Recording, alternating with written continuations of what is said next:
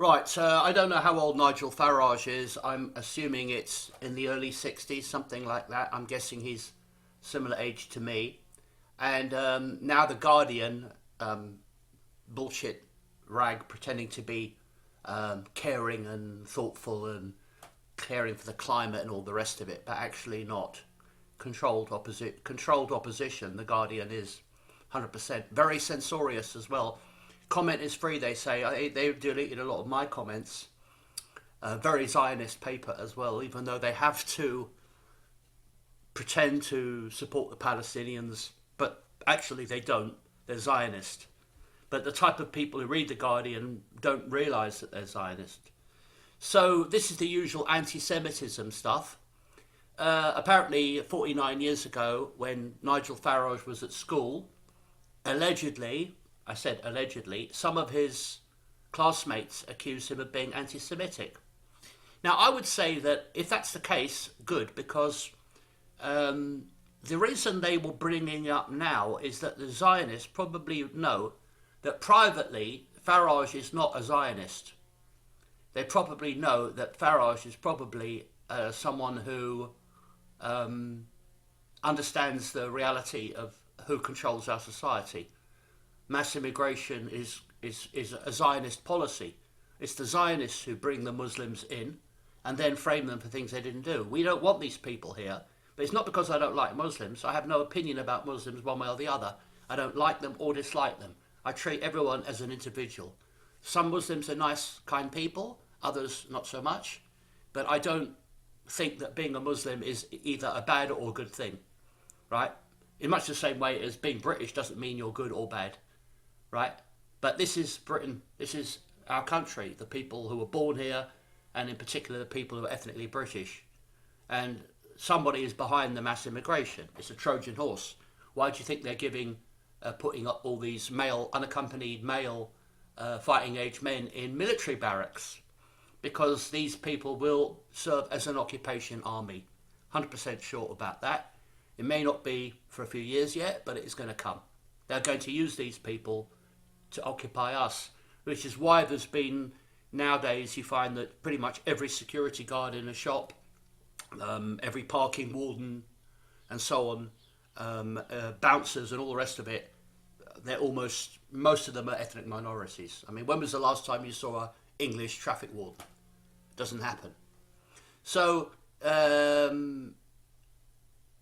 I don't think it matters. First of all, Nigel Farage doesn't have to apologise for something that happened when he was a schoolboy, because we're all very, very different to how we were those years ago, right? I myself, I've never had much trouble with the law, frankly, but I've, most teenagers have done silly things that they regret. We all have regrets in our life. But Nigel Farage is now a man in his 60s. Right? It doesn't actually matter at all what he said when he was a schoolboy, because he's not the same person he was then. He's grown up. He's an adult male. The idea that he needs to apologise for what he may or may not have said 50 years ago, and again, this is just allegations. Allegations. I myself am anti-Zionist. That means that according to Israel, I'm anti-Semitic. Right? I can see that Israel's policies are incredibly wicked and cruel. They are torturing, raping people, prisoners, including children, and they are destroying the homes of innocent people, claiming that the Palestinians have some tunnels underneath or something. And they say they're using them as human shields. Well, if they are using human shields, then you can't do it.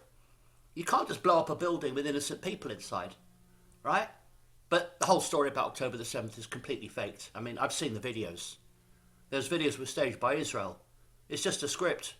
They show a few people on motorbikes and even bicycles, as if these people can get the Israeli army to do fuck all for 6 hours. Israel's a very small country, and they have lots and lots of tanks and lots of armoured vehicles in the vicinity. So the fact is that there's no way, and helicopters and things like that, the official story of October the 7th is impossible. And Charlie Kirk said so. Charlie Kirk did not believe the official story of October the 7th. Right? He did not believe it, and that's probably why I don't think he was killed on September the 10th. Get it? September 10th, September 11th. I think he was kidnapped because he didn't seem to die. I mean, that wasn't a genuine assassination. It was something that looked like an assassination. But just like Donald Trump, that wasn't the assassination, that was a fake. Donald Trump faked it. So did Charlie Kirk fake it, or was he like knocked out somehow by some sort of drug or what, and then bundled into a vehicle? There was actually a so-called Egyptian aircraft, i.e. Israeli aircraft, in the area at the time that had been tracking Charlie Kirk's aircraft.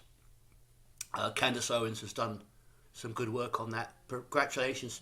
I wouldn't be at all surprised if Candace Owens ends up dead, assassinated. They do it all the time. They'll say it was suicide. They'll say she had a heart attack. And they'll get away with it, because they always do. They always get away with it, because people don't really want to do anything about it. Even people like me, who know what's going on, what can I do about it? I'm just little old me. I haven't got guns. I've got no supporters. I've got no money. I've got no... Candace Owens has support. Candace Owens, and also... who's another guy they've been threatening? Tucker Carlson. And there are people out there, especially in America, who are fighting back against Zionist rule and control. These multi-millionaire billionaires who are basically using their money to dictate policies in America. When it comes to elections, when it comes to voting, everybody has one vote. Just because you're rich doesn't mean you should be able to buy politicians, and that's what they do. They buy them. So here's a picture of Farage looking sinister. I think it's quite a nice picture, to be fair, having a cigar. Obviously, when The Guardian put a picture up, they want to make sure that Farage, because Farage is anti-immigration and The Guardian are pro-immigration, even though immigration is extremely bad for the working class. It's very bad for the working class in Britain, or people who used to be part of the working class but now have no job because their jobs have been given to foreigners, right? So they've chosen this picture hoping to make him look sinister. Beware of that. When you see a picture of Farage in The Guardian or something like that, he's usually looks like he's ranting or something. And these pictures are carefully cherry-picked to confirm bias. It's a form of, it's a kind of type of racism, isn't it?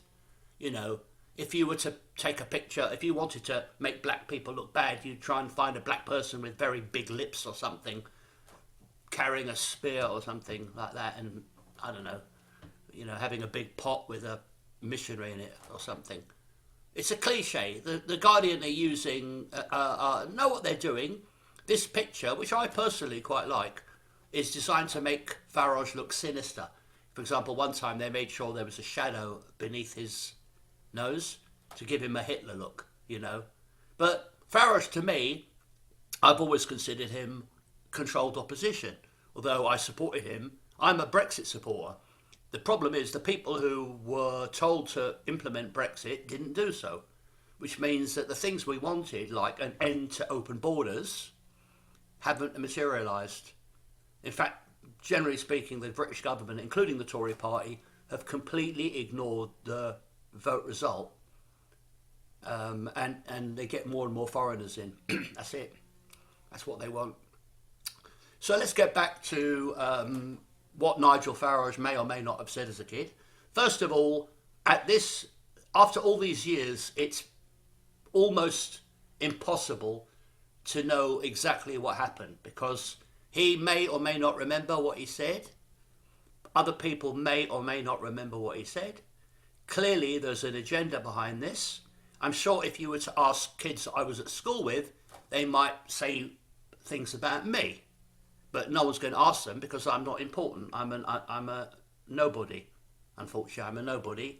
And no one's going to ask. But if they did ask, I'm pretty sure some people might have a few memories of me, and some of those memories may be good, but they wouldn't be interested in that, would they? And some of the memories might be bad. Maybe Nigel Farage did say anti-Semitic stuff at school. Maybe he said that, in his opinion, Jews control society. owned the banks, owned the media, and owned Hollywood. Well, that would be true, wouldn't it? Why is it anti-Semitic to tell the truth? That's what I want to know. Why is it anti-Semitic to tell the truth that in America, politicians are getting money from billionaire Jews? That's a fact. It's not anti-Semitic to mention it. Is it anti-Semitic to mention that Jews are pretty much own Western porn industry? Pornhub is owned by a rabbi. OnlyFans is owned by a Zionist Jew who is pals with Zelensky, who's also Jewish, right? So if anti-Semitism is not... Anti-Semitism is basically someone Jews don't like, or Zionist Jews don't like. But we can't be told not to criticise Israel because people might say we're anti-Semitic. This word anti-Semitic is actually it's like conspiracy theorists. It's one of those phrases that they use to close down debate, i.e., we can't criticise Israel's genocide because if we do so, it's anti-Semitic. And anyway, we owe it to Jews to let them do whatever they like because of the Holocaust. This is what the Germans are doing. The official story of what happened in World War II is untrue. Most Germans have been told a complete load of bullshit about their own history, right? They've been brainwashed. Part of the education system in Germany is to make Jews seem like innocent victims. It was Jews who declared war in Germany in 1933. You can do a search yourself and find that out. Judea declares war on Germany. Therefore, Jews were considered enemy aliens at that time. And unfortunately, just like Italians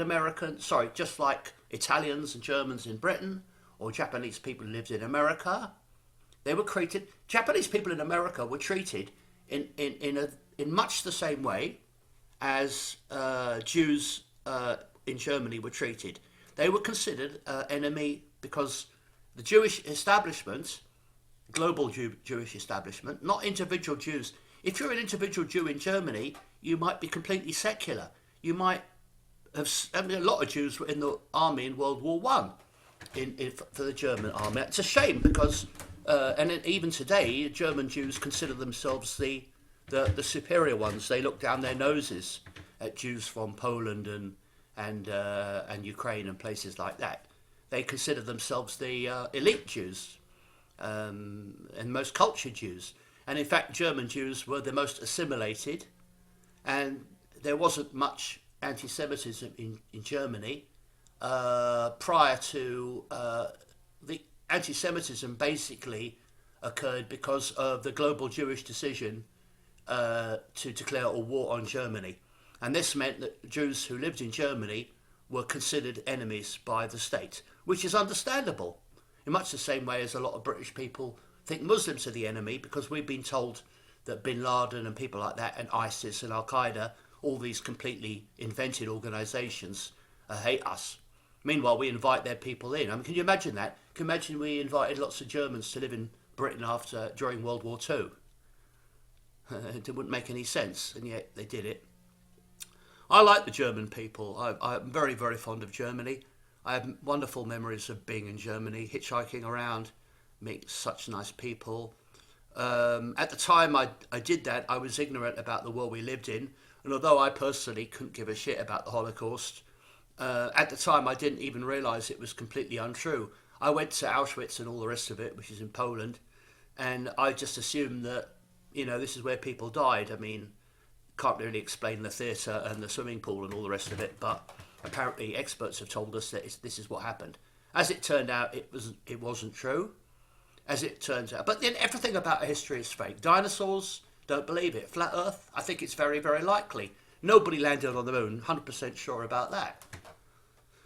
But if you like to believe in Loch Ness Monster and Yetis and moon made of cheese and all the rest of it, go ahead.